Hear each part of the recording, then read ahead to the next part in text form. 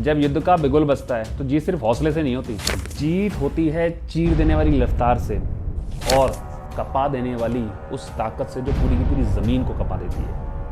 ऐसी ताकत की आवश्यकता होती है दोस्तों, और भारत अभी बहुत जल्दी अपनी सेना को ऐसी ही ताकत देने वाला है। C295, राफेल और K9 वज्र, ये ऐसे ही हथियार हैं जो भारत की सेना को अभी कई गुना ज़्यादा मजबूत करने वाले हैं, और इससे बहुत लोगों की नींद उड़ी हुई है। आज उसी चीज़ को डिकोड करेंगे कि इससे इन लोगों की नींद उड़ी हुई क्यों है, ऐसा क्या है इन वेपन्स में जो आपको बाकी देशों से अलग करता है। देखिए, आपको एनालिसिस बहुत चैनल्स पे मिले होंगे, लेकिन जो मैं अभी आपको चीज़ें बताने वाला हूँ शायद आपको किसी ने नहीं बताई होंगी, क्योंकि इसका रीज़न है। इसको डिकोड करना बहुत ज़रूरी है कि बाकी लोगों में इसका ऐसा क्या खौफ है, ऐसा क्यों हो रहा है। चलिए सबसे पहले शुरू करते हैं और बात करते हैं C295 की। देखिए, C295 एक एडवांस वर्जन एयरक्राफ्ट है, जो कि ऐसा नहीं है कि सिर्फ वो लोगों को लेके उड़ेगा या सामान को लेके उड़ेगा और कहीं भी वो कर जाएगा, लैंड कर जाएगा किसी हवाई पट्टी पे। लेकिन वो हवाई पट्टी क्या होगी? वो हवाई पट्टी किसी भी तरह की हवाई पट्टी हो सकती है। देखिए, जनरली जो हवाई पट्टियाँ होती हैं, जो एयर स्ट्रिप्स होती हैं, वो सारी की सारी ब्लैक टॉप होती हैं। उनके लिए आपको प्लेन्स को उतारने के लिए प्रॉपर ब्लैक टॉप हवाई पट्टियाँ चाहिए होती हैं। लेकिन C295 ऐसा प्लेन है, इसको आप बहुत ही दुर्गम और कच्चे रास्तों पे भी उतार सकते हैं, नंबर 1। नंबर 2, हाई एल्टीट्यूड में उतार सकते हो आप इनको। और इसकी सबसे बड़ी खासियत है कि ये एक ऑलमोस्ट 2 प्लटून्स को बड़े ही आराम से कैरी कर सकता है। लगभग सैनिक 70 से 80 सैनिकों को बड़े आराम से लेके जा सकता है, पूरे उसके साजो सामान के साथ। तो ये बहुत बड़ी चीज़ है। और इससे फ़ायदा क्या होता है? देखिए, आपको कभी भी युद्ध के मैदान पे एजिलिटी की ज़रूरत होती है, त्वरित गति से एक जगह से दूसरी जगह पे पहुंचना। ये प्लेन आपको वही ताकत देने वाला है। देखिए, जब युद्ध होता है तो युद्ध में आपके सैनिकों को ज़रूरी नहीं है कि कभी एक सेक्टर में ही ज़रूरत पड़ेगी, हो सकता है उस सेक्टर में कुछ ना हो रहा हो, तो उस सेक्टर से मूव करके आपको अपनी सेना को किसी दूसरे सेक्टर में भेजना पड़ता है। उसके लिए आपको एजिलिटी की ज़रूरत होती है। एकदम त्वरित गति से उसको आपने बैठाया और उनको एक जगह से दूसरी जगह मूव कर दिया। ये वही काम करेगा, यानी आपका जो डोरमेंट सेक्टर है उस सेक्टर से बंदों को निकालेगा, आपकी फौज को निकालेगा और ऐसी जगह भेजेगा जहां पर काम ऑलरेडी दुश्मन तैनात हो चुका है, दुश्मन लड़ाई लड़ रहा है। ऐसी जगह को रिइंफोर्स करता है। और अगर एक जगह दुश्मन ने अपनी एक ब्रिगेड भेजी है और वो ब्रिगेड ये समझ के आई है कि यहाँ पे सिर्फ एक कंपनी या फिर एक बटालियन होगी, तो आप ये सोचिए ना, जब आप वहाँ पे और लोगों को इन्फ्यूज़ कर देंगे तो उनका तो पूरा का पूरा मैथ ही गड़बड़ हो जाएगा। ये काम करने वाला है। ये बहुत बड़ी चीज़ है और इसीलिए पाकिस्तान आज के वक्त में बिल्कुल पसीने पसीने हो रखा है। ये सच्चाई है और इस चीज़ का जवाब लोगों के पास नहीं है, क्योंकि एक एयरक्राफ्ट आपको ऐसी एजिलिटी दे रहा है जो आपके पास पहले बहुत ही थोड़ी मात्रा में थी। जब आप इतनी क्वांटिटी में एयरक्राफ्ट ले रहे हैं, और सबसे बड़ी बात, जब आप किसी भी एयरक्राफ्ट को इंडिया में बना रहे हो, तो इसका सबसे बड़ा फ़ायदा क्या है? ये लोगों ने आपको किसी ने नहीं बताया होगा। उसका सबसे बड़ा फ़ायदा ये है, बेशक उसका इंजन कहीं और से बन के आ रहा है, लेकिन जब एयरक्राफ्ट इंडिया में बनना शुरू होता है और लगभग 70 से 80% इंडिया में बिल्ड हो रहा है, तो इसका मतलब ये है कि जब आपको उसकी मेंटेनेंस की ज़रूरत पड़ेगी तो आपको किसी और पे निर्भर होने की ज़रूरत नहीं है उसके लिए। अगर लड़ाई के दौरान आपके प्लेन में कोई खराबी आती है तो आप उसको इमीडिएटली अपनी वर्कशॉप में भेज के, जो कि इंडिया में ही होगी, इंडियंस कर रहे होंगे, तो आप उसको बहुत जल्दी लड़ाई में दोबारा से शामिल कर सकते हो। ये बहुत बड़ी चीज़ है। यही है मेक इन इंडिया का फ़ायदा। लोग ये फ़ायदे नहीं समझ पा रहे हैं, इसलिए मैं बोल रहा था कि इस एनालिसिस में आपको बाकी लोगों से कुछ अलग मिलने वाला है। दोस्तों, इसके अलावा अब बात करते हैं राफेल की।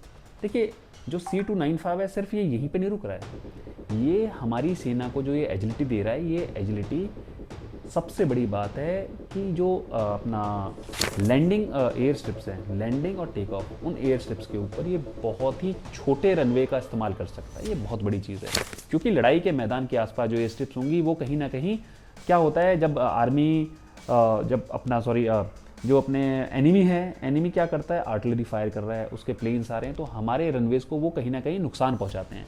तो हमें एक छोटे रनवे पे उड़ने वाले विमान की ज़रूरत है। ये वही काम सॉल्व करने वाला है। ये बहुत बड़ी ताकत है हमारे लिए, इसे समझने की ज़रूरत है। दूसरा, अब बात करते हैं राफेल की। देखिए, राफेल भी हमारे पास टेक्नोलॉजी ट्रांसफ़र के साथ आ रहा है। अब मैंने आपको थोड़ी देर पहले बताया था, देखिए राफेल में उन्होंने सिर्फ अपने कुछ जो रेडार्स हैं और कुछ उनके जो सॉफ्टवेयर्स हैं उनके अलावा सारा का सारा ट्रांसफ़र करने के लिए बोला है। इंजन की टेक्निक वो नहीं दे रहे हैं। इंजन की टेक्निक के लिए engagement with India in which they will be developing a 5th generation aircraft engine for India. In that India, उसी के अंदर इंडिया कहीं ना कहीं अपना जिसे बोलते हैं ना एक अपर हैंड रखेगा, क्योंकि वो सारी की सारी टेक्नोलॉजी ट्रांसफ़र इंडिया के पास होगी जब वो 5th जनरेशन इंजन डेवलप हो जाएगा। लेकिन राफेल में भी वही है कि अगर इंडिया को वर्कशॉप में कुछ करने की ज़रूरत है तो उसे अपने इस विमान को कहीं और भेजने की ज़रूरत नहीं है। वो विमान इंडिया का यहीं पे वो जेट रिपेयर होगा और दोबारा से लड़ाई में शामिल हो जाएगा। और इसका एक फ़ायदा और है, राफेल दूसरे देशों को भी इंडिया फ्रांस ने दिए हुए हैं। राफेल का मेंटेनेंस फ्रांस के अंदर महंगा हो सकता है, लेकिन इंडिया जैसी कंट्री में कहीं ना कहीं उनको हमेशा वही जो मेंटेनेंस है कम लागत में पड़ेगा, तो उसका फ़ायदा इंडिया उठाएगा। उससे इंडिया को कहीं ना कहीं फ़ायदा होगा और इंडिया की ताकत इससे कई गुना बढ़ने वाली है। ये टेक्नोलॉजी ट्रांसफ़र इंडिया के लिए बहुत बड़ा सामरिक एक बोलते हैं स्ट्रेटेजिक इम्पोर्टेंस चीज़ है, जो आगे चल के इंडिया के अपने प्लेन को डेवलप करने में बहुत ज़्यादा काम आने वाला है। हमें अभी पाकिस्तान के पास F-16 हैं, J-20 हैं, वो सारे के सारे कहीं ना कहीं राफेल से कमतर हैं। चाइना के पास जो प्लेन्स हैं वो उसने बताया कि वो सारे के सारे बहुत F-35 तक की उनकी औकात है, लेकिन उनकी औकात किसी ने ऑन ग्राउंड अभी चेक नहीं करी है। जिस भी चाइनीज़ वेपन की औकात चेक की गई है वो सारे के सारे फेल हुए हैं। आप कहीं भी देख लीजिए, किसी दुनिया के किसी कोने में चले जाइए, जहाँ जहाँ चाइनीज़ वेपन चले हैं वो सारे के सारे कहीं ना कहीं आपको फेल मिलेंगे। अब करते हैं K9 वज्रा की। देखिए ये सेल्फ प्रोपेल्ड जो हवित्ज़र है ना, ये गन, इसका कैलिबर है 52 mm। अब इस कैलिबर का सबसे बड़ा फ़ायदा क्या है? एक तो इंडिया में सारे के सारे जो अभी वेपन्स हैं जो आर्टिलरी के, उनको कहीं ना कहीं आप एक ही लाइन में लेके जाना चाहते हो, और जब ये ट्रैक्ड है, और सबसे बड़ी बात है ये ट्रैक्ड है। ट्रैक का मतलब है ये अपने आप कहीं भी जा सकती है, सेल्फ प्रोपेल्ड, अपना इंजन इसमें लगा हुआ है। लड़ाई के हालातों में जब आपको अपनी आर्टिलरी से फायर करना पड़ता है, तो आजकल ऐसे बहुत सारे रेडार्स हैं, स्वाति रेडार्स हैं, जो कि आपका लोकेशन बहुत जल्दी फाइंड आउट कर लेते हैं और 1 से 2 मिनट के अंदर आपके ऊपर गोला वापस आ सकता है। तो आपको ऐसा एक वेपन चाहिए, ऐसी आर्टिलरी तोप चाहिए जो फायर करके अपनी जगह को चेंज कर दे। यही ये जो सेल्फ प्रोपेल्ड हमारी हवित्ज़र गन है, ये यही काम करेगी। इसने फायर किया, एक जगह से दूसरी जगह इसने शिफ्ट किया, अपना दोबारा एम लिया और निकल गया, फिर पहुंच गई। पहले हमने इसको सिर्फ रेगिस्तानी इलाकों के लिए लिया था, लेकिन इसका जो नया वर्जन है वो इंडिया ने लद्दाख जैसे हाई एल्टीट्यूड एरियाज़ के लिए भी इसको डेवलप कर लिया है। ये इसकी सबसे बड़ी चीज़ है, क्योंकि जब एक मोबिलिटी किसी आर्टिलरी गन में आ जाती है ना, तो वो 100 गुना ज़्यादा घातक हो जाती है।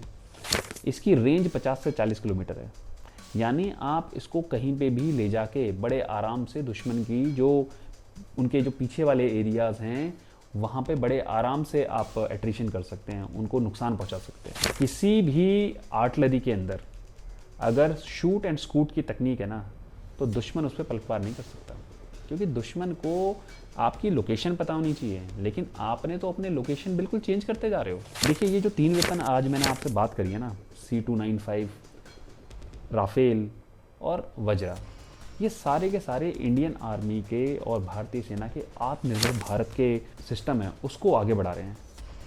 इंडियन आर्मी का मॉडर्नाइजेशन इन वेपन से और ज़्यादा, इन इक्विपमेंट से और भी ज़्यादा आगे बढ़ रहा है और तेज़ गति से बढ़ रहा है। ये भारत को कहीं ना कहीं एक एज दे रहे हैं। दोस्तों इन तीनों में से आपको क्या लगता है कि भारत के लिए सबसे बड़ा गेम चेंजर कौन सा वाला होने वाला है? C295 भारत के लिए होने वाला है, राफेल होने वाला है, या फिर K9 वज्रा? आप मुझे पक्का कमेंट्स में बताइएगा, क्योंकि आपका हर कमेंट कहीं ना कहीं मुझे हौसला देगा और मैं आपको उसका जवाब पक्का दूंगा। बाकी मेरे चैनल को लाइक और सब्सक्राइब पक्का कीजिएगा। तब तक के लिए जय हिंद, जय भारत।